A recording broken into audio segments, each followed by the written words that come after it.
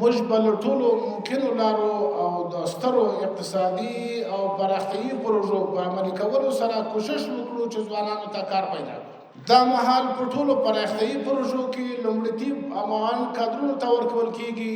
متاسفانه چې د بیکارۍ او بیروزګارۍ په برخه کې ځینې ناسم تبلیغات هم روان دي چې افغان ځوانان بهر ته تللو ته تشویقوي.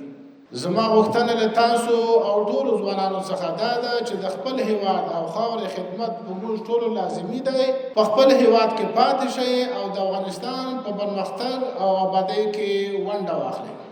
افغانستان کې له کابو 4 لسیزو راوروسته سرتاسري امنیت تامین او جګړې پای ته رسېدلې دي. اوس د افغانستان د بنسټونو رغولو او آبادۍ لپاره زمینه برابره ده. زه هیلهمن یم چې تاسو او ستاسو نور همکاران د خپلو زده کړو تر پای ته رسېدو وروسته د افغانستان د آبادۍ د بنسټونو د رغولو او د هېواد د زخمونو د مرهم کولو له کاروان سره یوځای شئ.